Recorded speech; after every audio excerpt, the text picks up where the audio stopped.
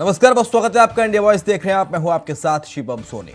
सूबे में योगी सरकार का ऑपरेशन क्लीन जारी है। सीएम योगी ने सदन में जो कहा कि माफियाओं को मिट्टी में मिला देंगे, वैसा करके भी दिखाया। कभी प्रदेश में आतंक का पर्याय रहा माफिया अतीक अहमद, आज रहम की भीख मांग रहा है। माफिया अतीक अहमद के बेटे असद का गुरुवार को एनकाउंटर हो गया। असद के साथ ही अतीक के शूटर गुलाम को भी पुलिस ने मार गिराया। इन दोनों एनकाउंटर के बाद एक बार फिर से अब बुलडोजर और एनकाउंटर वाली राजनीति की चर्चा प्रदेश में शुरू हो गई है। तो क्या ये मुद्दा निकाय चुनाव में भी उठेगा, ये मान लिया जाए? इसी मुद्दे पर आप आज चर्चा करेंगे। हमारे साथ मेहमानों का खास पैनल भी साथ होगा, लेकिन उससे पहले आप रिपोर्ट आप देखिए। निकाय की रण में एनकाउंटर पर होगी महाभारत। चुनावी मुद्दा बनेगा असद का एनकाउंटर। सपा बसपा एनकाउंटर पर उठा रही सवाल। तो क्या ये मान लिया जाए कि खुका डॉन और माफिया अतीक अहमद के बेटे असद के एनकाउंटर का मुद्दा निकाय किरण में गूंजने वाला है? क्योंकि विपक्ष की ओर से आ रही प्रतिक्रियाओं से तो ऐसा ही लगता है कि सपा और बसपा से मुद्दा जरूर बनाएंगी। इससे कनेक्शन निकलते हैं क्या कहें, लेकिन पहले दिन से भारतीय जनता पार्टी चुनाव को देखते हुए इनकाउंटर कर रही है। और एक उदाहरण नहीं है, मैं तो बीजेपी से पूछना चाहता हूं कि जिस बुलडोजर ने, जिन अधिकारियों ने, प्रशासन ने एक ब्राह्मण मां और बेटी के ऊपर बुलडोजर चला दिया, आग लगा दी, उनका क्यों नहीं मिट्टी में मिला दिया? बलिया में एक नौजवान छात्र नेता जो चुनाव लड़ना चाहता था, उसको मुख्यमंत्री जी के स्वजाती लोगों ने मार मार करके जान ले ली। क्या आज का भारत ये है कि कमजोर की जान ले लेंगे? क्या भारत आज का ये है कि जो संविधान में हमें अधिकार मिले वो नहीं मिलेंगे? प्रयागराज हत्याकांड का पूरा जो सच अब जब सामने आने लगा था, जब ये सामने आने लगा कि शूटर से करोड़ों का लेन देन का सरकार के एक मंत्री का मामला है, इन सारे मामलों को छिपाने के लिए सत्ता में, संरक्षण में कौन लोग बैठे हैं जिन्होंने ये सब प्रयागराज का पाल हत्या होने दिया गया? जब ये सच जानना था तो उसमें से शूटर असद को जो है ढेर करने की बात सामने आई। हम ये मानते हैं असद को एनकाउंटर करके जो पूरा काला सच है सत्ता के संरक्षण का, उसको दबाने का काम किया गया। तो हम ये चाहते हैं इन सभी मामले में जितने भी इनकाउंटर्स हुए हैं, चाहे आज का इनकाउंटर हो या पीछे भी जो इनकाउंटर हुए हैं, इन सारे मामलों की कड़ी जांच होनी चाहिए। हम चाहते हैं आरोपी जो भी है उसके लिए न्याय है, कानून है, अदालत है, जजेस को अपना काम करने दीजिए। लेकिन ये जो सत्ता के संरक्षण में जो प्रयागराज हत्याकांड हुआ, इसके पीछे का सच क्या है, उत्तर प्रदेश का हर नागरिक जानना चाहता है। तो फिर क्या ये भी मान लिया जाए कि बीजेपी भी इसे कानून व्यवस्था के नाम पर मुद्दा बना सकती है? क्योंकि बीजेपी का यही कहना है, जब से 2017 में योगी आदित्यनाथ की सरकार बनी है, तभी से यूपी में एक एक कर माफियाओं का सफाया किया गया, अपराध को खत्म किया गया और कानून व्यवस्था का इकबाल प्रदेश में बुलंद है। जो इनकाउंटर हुआ है माफिया के बेटे का, तो पुलिस या सरकार ऐसे ही इनकाउंटर नहीं होता है। और क्योंकि उसने भागा हुआ था और पुलिस को काफ़ी चुनौतियां भी दे रहा था, और जब वो पुलिस के मुखबरी के थ्रू या जैसे भी पकड़ में आया और उसने पुलिस के ऊपर फायरिंग भी करी, भागने की कोशिश करी, तो पुलिस ने तभी इनकाउंटर किया है।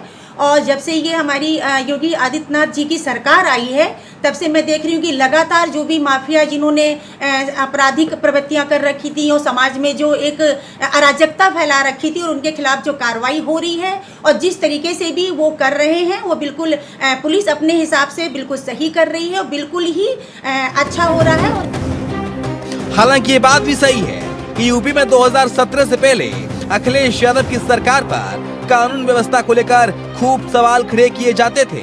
लूट, छिनैती, मर्डर, रेप जैसी घटनाओं पर अखिलेश सरकार लगभग हर दिन घिरी रहती थी। योगी आदित्यनाथ के सीएम बनने के बाद से यूपी की छवि बदलने की कोशिश शुरू हुई। यूपी में कानून व्यवस्था को दुरुस्त करने के लिए जहां एक तरफ सीएम योगी ने बुलडोजर चलवाया, वहीं दूसरी ओर माफिया और बदमाशों का एनकाउंटर भी होने लगा। बता दें कि 2017 से लेकर अब तक कुल 10,720 एनकाउंटर हो चुके हैं। इनमें अतीक अहमद के बेटे असद अहमद, उसके गुर्गे गुलाम, अरबाज और उस्मान चौधरी भी शामिल हैं। देखिए, पुलिस ने अपना काम किया, अपराधी है, उसके खिलाफ अगर इनाम घोषित किया गया था तो उसका पकड़ा जाना, और अगर उसने पुलिस पर हमला किया, पुलिस टीम पर हमला किया, तो जवाबी कार्रवाई भी करना लाजमी हो जाता है। और इसे एनकाउंटर ना कह के जो उस समय की जो स्थितियां थी उसको देखते हुए बल प्रयोग किया गया, फायरिंग हुई और उसमें उसकी अगर मौत हो जाती है तो मैं पूरी तरीके से इसको एक हादसा कहूँगा। और पुलिस कभी भी ये नहीं चाहती है कि वो अपराधियों पे गोली चलाए, लेकिन जवाबी कार्रवाई में कभी कभी ऐसा भी होता है जो हमको देखने को मिला है कि अपराधी की मौत हो गई है। बड़ा इनाम घोषित था, पुलिस ने काम किया, और मैं तो ये कहूँगा कि इसकी सराहना करनी चाहिए कि पुलिस ने अपना काम किया है। ऐसे में सवाल ये है, निकाय से पहले क्या सीएम योगी का एक्शन आने वाले निकाय चुनाव में बीजेपी की बड़ी मदद कर सकता है, या फिर विपक्ष सरकार को संविधान विरोधी बताने में कामयाब हो पाएगा? खैर, जो भी हो, मगर इतना जरूर है कि निकाय की रण में अतीक का मुद्दा गूंजेगा ही गूंजेगा। Bureau report, India voice. तो इसी मुद्दे पर चर्चा हम करेंगे, लेकिन उससे पहले एक छोटा सा ब्रेक ले रहे हैं, जल्द लौटेंगे।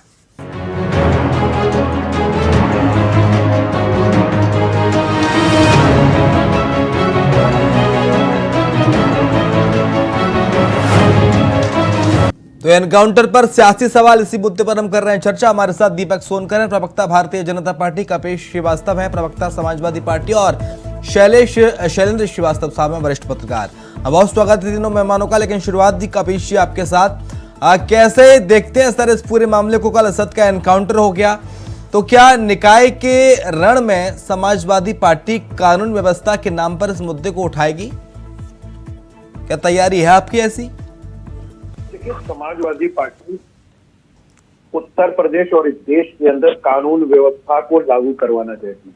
हाँ, आज बाबा साहब भीमराव अंबेडकर साहब की जयंती है जी सर, जिन्होंने हमें इतना एक धनी संविधान दिया है, जो विश्व का सबसे बड़ा संविधान है, जो विश्व का सबसे बड़ा लिखित संविधान है, जो कि एक लचीला संविधान है, जिसमें आवश्यकता अनुसार और बहुमत के अनुसार कुछ चीजों में संशोधन हो सकता है, कुछ चीजें ऐड ऑन हो सकती हैं। हाँ, लेकिन कुछ ऐसे आधारभूत ढांचे हैं जिनका परिवर्तन नहीं किया जा सकता।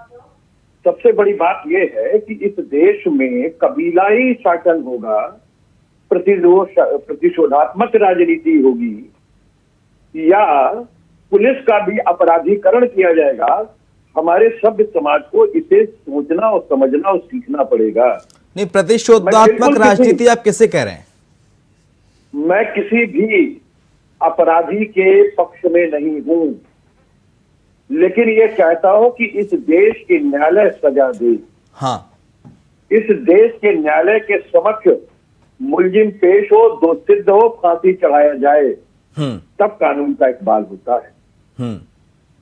और अगर लोगों की मांग पर समाज के अंदर प्रतिशोधात्मक कार्रवाई करने की एक बात, चंद राजनीति के एजेंडे को अपने पक्ष में करने के लिए लोगों को कानून के विरुद्ध उकसाकर मांग करने की बात अगर कोई पार्टी कर रही है तो वो ठीक नहीं है। और मैं क्यों कह रहा हूं, जब मुंह में खून लगता है तो कोई किसी को नहीं समझ पाता कि वो किसका बदला ले रहा है, क्यों बदला ले रहा है, कैसे बदला ले रहा है। इसका छोटा सा उदाहरण आपको देता हूं। आपके सामने सीतापुर की वो घटना है जिसमें बुलडोजर लेकर के गए प्रशासन के लोग और मां बेटी को जिंदा जला दिया, मिट्टी में मिलाया गया उनको, किसी ने मिलाया मिट्टी में।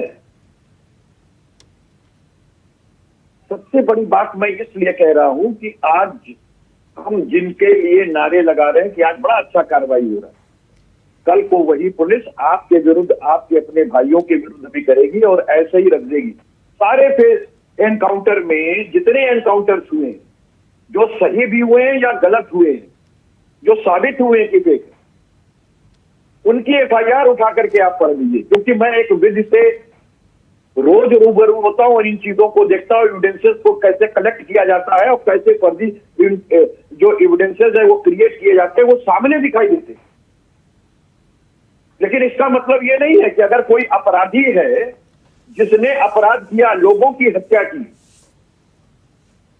तो उसको बिना दोष सिद्ध किए हम उसे मारने का आह्वान करें कि गोली मार के खत्म कर दो, ना रहेगी बांस और ना बजेगी बांसुरी। उससे दो चीजें होती हैं। एक और जहां कानून में पुलिस का स्वयं अपराधीकरण होता है, सरकार का स्वयं अपराधीकरण होता है, समाज के अंदर कबीलाई समाज पैदा करने। लेकिन कपीश जी, आप वरिष्ठ वकील हैं, अधिवक्ता हैं, आप से मैं जानना चाहूंगा, जब असद खुद आगे से गोली चला रहा था, पुलिस उसे अरेस्ट करने गई थी, पुलिस का कहना है कि हमारी एसओपी है कि हम मुजरिम को पहले सही सलामत पकड़ते हैं, जिंदा पकड़ते हैं, लेकिन वो पुलिस पर बार बार फायरिंग कर रहा था।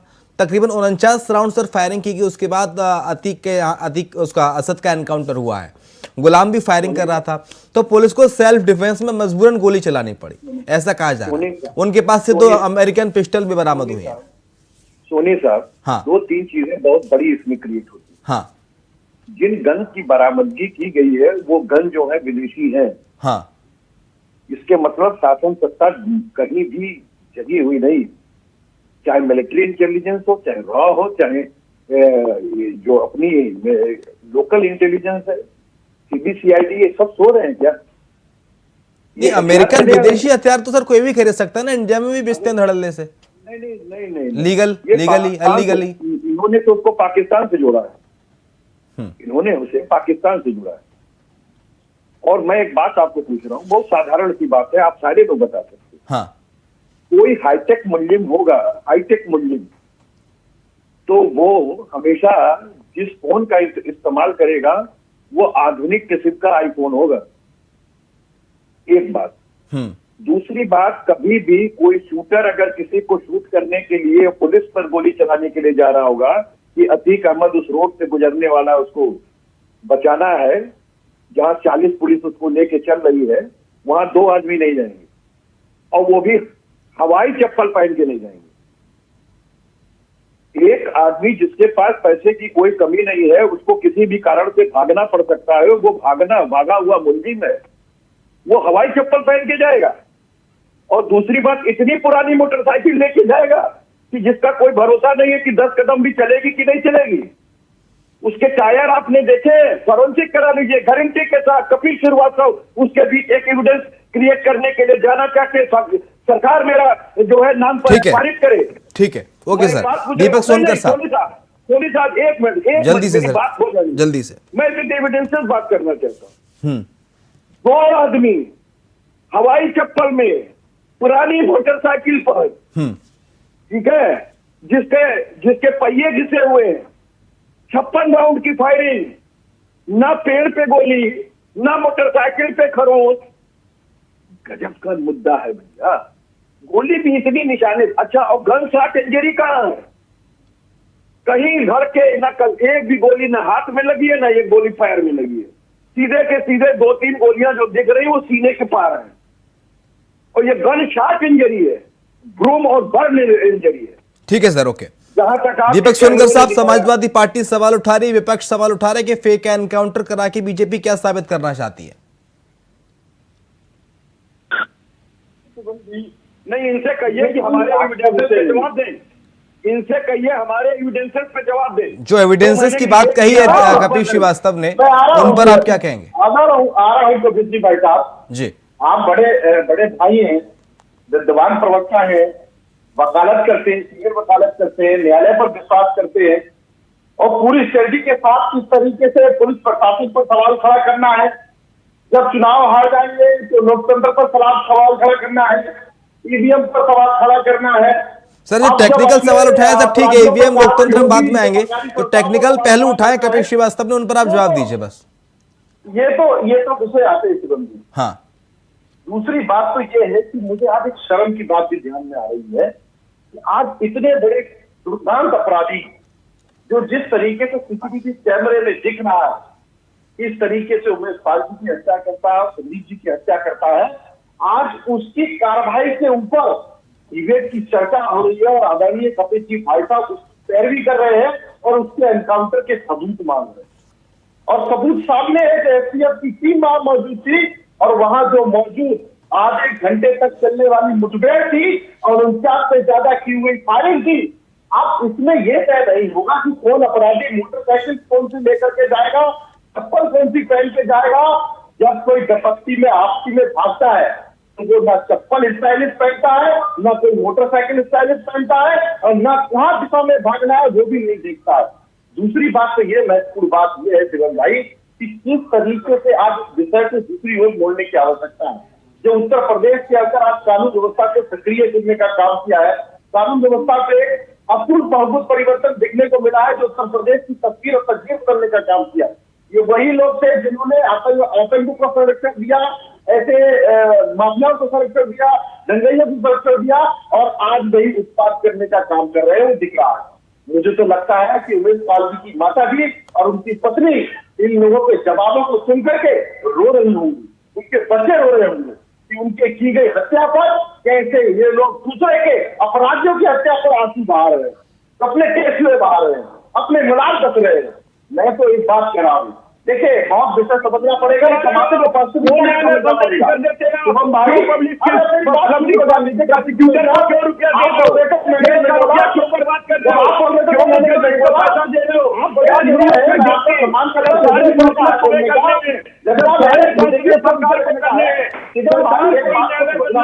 सरकार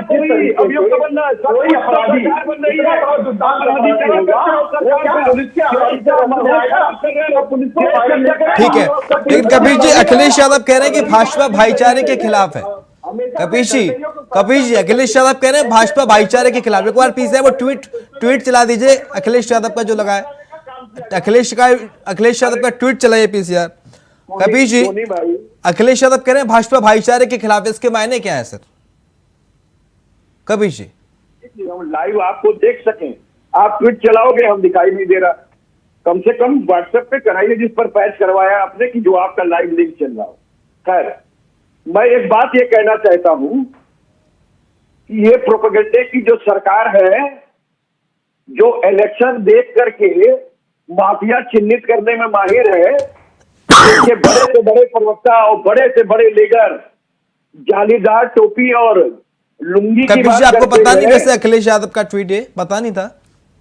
नहीं, उसी पे तो जवाब दे रहे हैं। जी आपने चूंकि कहा सर भाईचारा क्या होता है, क्योंकि भाईचारे की बात कर रहे हैं अखिलेश यादव। बिना देखे बहस कर रहा हूँ। हाँ, ये हमारे लिए एक बड़ी बात है कि बिना देखे आपको हम बहस। ठीक है सर, आप विद्वान हैं, आप अधिवक्ता हैं, आप बिल्कुल दे सकते हैं सर, आप दीजिए। मैं बात कह रहा हूँ, सुनिए, मैं एक बात कह रहा हूँ। इनके बड़े से बड़ा प्रवक्ता, इनके बड़े से बड़ा नेता 80-20 की बात करता है, 80-20 करता है ना। और एक आदमी तो ऐसे है माननीय मुख्यमंत्री जी, जो कि हनुमान जी को जाति बता देते हैं, दलित। और एक बात और याद कीजिए, बड़े से बड़ा लीडर इनका कहता है कि आखिर सारे आतंकी मुसलमान ही क्यों होते हैं। नहीं सर, भाईचारे का मतलब क्या है अतीक के मामले में? अरे यही तो बता रहे हैं आपको। हाँ, यही बता रहे हैं। तो मतलब भाईचारा है। एक बात नहीं, उसका कारण है भाईचारा कब होगा, जब ब्रजेश सिंह पर भी इसी तरीके से कराई हो, जब अजय मिश्रा टेनी के पुत्र पर भी इसी तरीके कराई हो और अजय मिश्रा टेनी पर भी हो, क्योंकि टेनी साहब के उकसाने पर उनके लड़के ने ये गाड़ी चुराई थी। सुन लीजिए पहले मेरी बात। सर परसों एक और एनकाउंटर हुआ था, उसकी जांच मालूम है आपको? मैं तो एक बार आपको बार बार कह रहा हूं, अन्य लोगों की भी तो एनकाउंटर करवा दीजिए ना। फिर अगर यही एनकाउंटर तो सर उसकी जांच क्या थी? अरे भाई, आपने सर असद की जांच ढूंढ ली। सुन तो लीजिए। जो हिंदू महासभा के लोगों ने हत्याएं की हैं, जो गौ रक्षकों ने हत्याएं किए हैं हरियाणा के अंदर, उनको क्यों नहीं एनकाउंटर कर रहे हैं? और किसी का एनकाउंटर क्यों नहीं हो रहा है? और आज आप प्रोपेगेंडा चला रहे हैं, प्रोपेगेंडे की सरकार। विधि व्यवस्था पूरी की तरह जो है आप कायम नहीं कर पाए। इतना बड़ा पिक्चर बन गया जिसके वजह से ये सारी घटनाएं हो रही है। एक अधिवक्ता सर राजू पाल की जब हत्या हुई थी, उमेश पाल की हत्या हुई थी, तब भाईचारा अखिलेश यादव का कहां था? मैं तो बार बार आपको ये कह रहा हूं कि भाईचारा आप अपराधी और सरकार की दोनों की तुलना ये कर रहे हैं। सरकार को अपराधी बनाना चाहते हैं क्या? सोनी साहब, मेरी बातों का आप जवाब दे दीजिए जी। एक अपराधी होता है, दोषी नहीं कपिल जी एक बात बता दीजिए, कपिल जी मेरा सीधा सीधा सवाल है, कपिल सर भाईचारे प्लीज। की बात आप अपराधियों से करेंगे? नहीं कि मेरा भाईचारे की बात मेरा आप सीधा सीधा सरकार से सवाल है करेंगे, सर, कोई जब वो आरोपी अपने राजनीति कोई आरोपी को सिद्ध करने के लिए सरेआम पब्लिक पर एक बम फेंक रहा है धर्म सर, विशेष के ऊपर कार्रवाई करते हुए नजर आ रही है। कपिल जी विशेष पे कार्रवाई कोई आदमी नहीं हो रहा। सरेआम बम फेंक रहा है अरे आप सर, सुनिए, धड़ाधड़ गोलियां मैं तो चला रहा कह रहा हूं कि 36 मर्डर करने है, उसका वाले क्या किया जाए?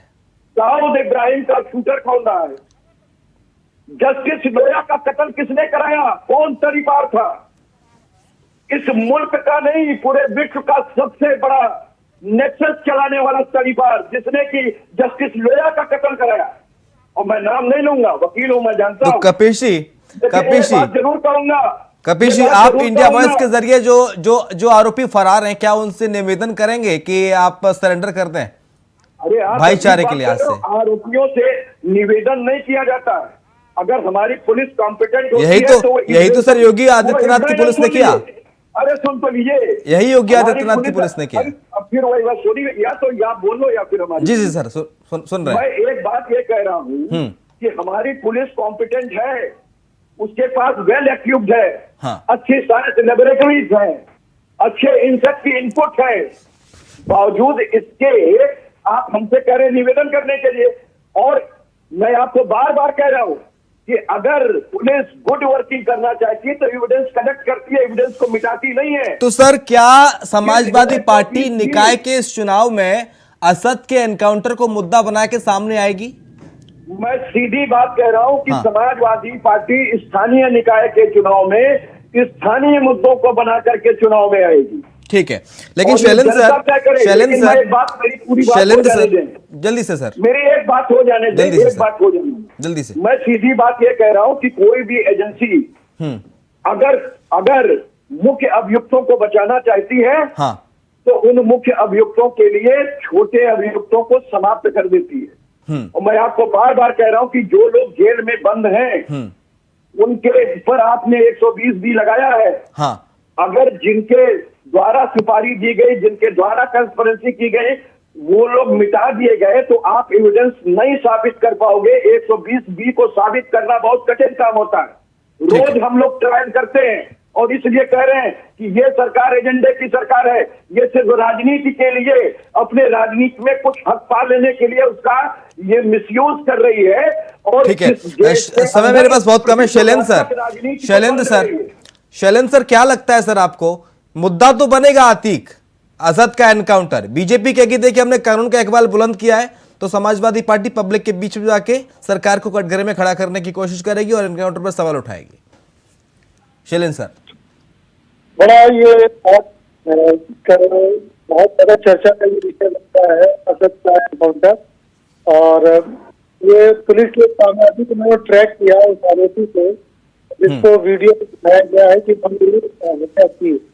ये तो एक पुलिस का अचीवमेंट है, लेकिन जो एनकाउंटर की थ्योरी बता रहे हैं, जो करके रख रहे हैं, उससे तो ऐसा लगता है कि उसको पकड़ करके न्यायालय में प्रस्तुत किया जा सकता था, लेकिन उसकी हत्या कर दी गई एनकाउंटर करना, ऐसा तकलीफ होता है।